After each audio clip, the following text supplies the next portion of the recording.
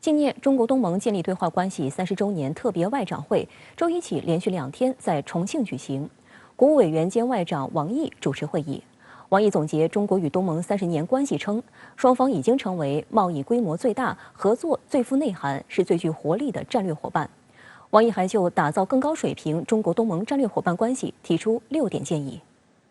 王毅表示，过去30年，中国东盟携手前行，战略伙伴关系内涵不断丰富，政治安全、经济贸易、社会人文3大领域合作硕果累累。中国与东盟建立了领导人、部长、高官等各层级立体式对话机制，及时就重大问题开展战略沟通，为双方关系发展构筑起坚实基础。我们的贸易额从不足80亿美元跃升至6846亿美元，增长80余倍。双向投资更是不断扩大并趋向均衡，累计突破2000亿美元大关。我们双方坚持讲信修睦，谋求合作共赢，共同铸造了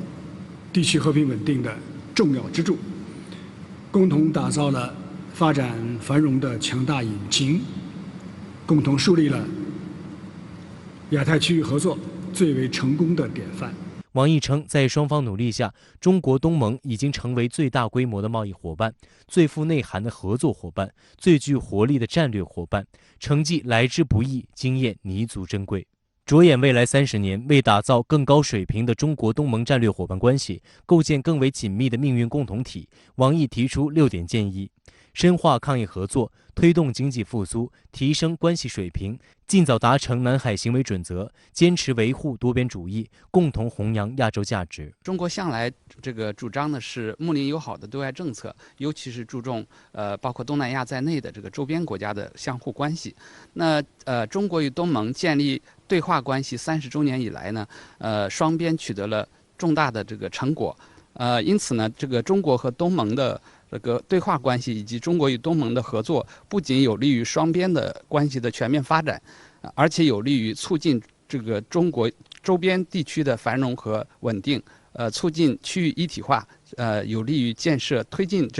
地区命运共同体的建设。王毅在会上还特别阐述了中方关于当前缅甸局势的原则立场。他呼吁缅甸各方保持克制，消除暴力，开展对话，重启民主转型进程。与会期间，王毅先后会见了文莱外交主管部长艾瑞万、新加坡外长维文、菲律宾外长洛钦、东盟秘书长林玉辉、印度尼西亚外长雷特诺。会见中，王毅表示，中国愿与东盟各方加强新冠疫情防疫合作，并在政治经济领域提升合作层次和质量水平。周二的外交部例行记者会上，发言人赵立坚表示，东盟外长们对中方向东盟抗疫，特别是疫苗方面提供的帮助表示感谢，充分肯定东盟中国建立对话关系30年来取得的丰硕成果，感谢中方为东盟一体化发展、地区互联互通提供的有力支持和帮助，愿同中方在深化抗击疫情、经济复苏等领域合作，进一步提升双方关系，促进地区发展繁荣。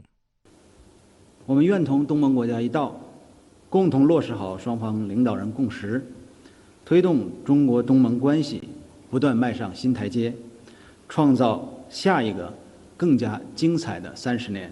继3月底以来，王毅先后在福建接待东南亚4国及韩国等5国外长访华，5月底又会见了来华的欧洲4国外长，这是王毅年内再次密集接待相关国家的外长访华。